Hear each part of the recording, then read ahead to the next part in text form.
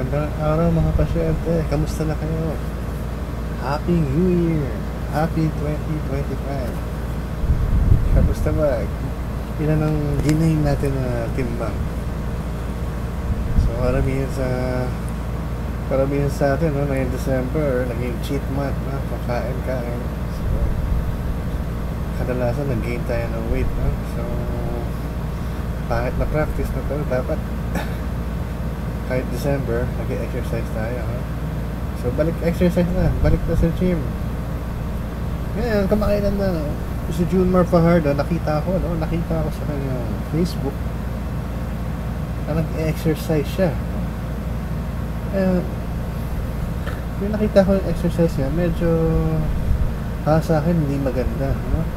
Kasi ang ginawa niya exercise ay pagkarga ng sako ng semento. Isipin niyo, pag sako ng semento, wala na yung mic na. Pero ang sako ng semento, nasa 40 to 50 kilos ang timbang ng isang buong sako ng semento. So, nire-risk ni Junmar na ma-injury ang kanyang likod, no? Ang kadalasang injury dito ay tinatawag natin na slip disc, kung saan yung likod natin ay bumibigay kasi may dalawang buto sa gitna nun, meron disc na parang gel, no? Ito yung ito yung nag-aalaw sa spine natin na hindi bumigay, no? Pero minsan pag sobrang bigat ang kinahaga natin, bumibigay ito, no? Sabihin natin si Junmar Fajardo malaki, no? Malaking tao, maskulado, no? Kaso, ang advice natin 30 kilograms lang pwedeng buhatin ng mga lalaki, no? Sa mga babae naman 15 kilos lang, no? Ngayon, kung titingnan natin dito sa picture niya dito, 50 kilos binubuhat niya, no?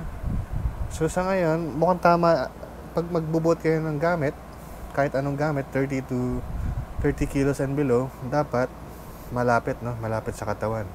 Hindi pwede yung malayo, tapos kahagaya mo ganun, delikado yung ganun, no? So, tingnan natin yung pangalawang picture niya, no? Ayan, nakatingin siya. Naka-serious mode si Junmar dito. Ayan, yung pangatlong picture. Ayan, bubuhat na siya ng BMEG. So, ano pala to? Parang BMEG, no? Hindi pala semento. So, ano to? Pagkain ng manok.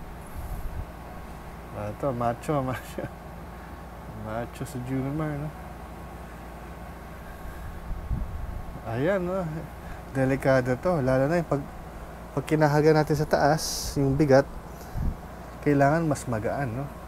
Kaya nga sa mga eroplano, sa airport, hindi kasalanan ng flight attendant kung hindi ka niya tutulungan iangat yung bagahe. Lalo na kung lalagpas ito sa tamang timbang, no? Hanggang 8 kilos lang, mga 8 kilos lang nare-recommend pag sa taas ng over the shoulders, no? Ito yung ginawa ni Junmar na 50 kilos, ginanon niya. Maraming pwedeng ma-injure dyan, no? Napakadelikado, no? Tapos yung iba, yung ibang mga kargador, di ba? Dalawang sako nilalagay nila sa ulo.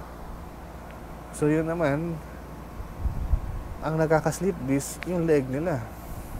Minsan may pasyente kami na paralyzed, no? Dahil kargador siya. Unti-unti, biglang di na makagalaw, nagka-injury na pala dito sa likod, no? So yun lang, no? Kapansin kasi nag-comment lang ako, sana mag-ingat si Junmar kahit na malaki katawan, no? Kasi pag na-injure tayo sa likod, lalo yung tinatawag na slip disc, ito ay chronic, no? At matagal ang gamutan at pabalik-balik. Kadalasan nga maraming nai-injure dito si Larry Bird, tulad ni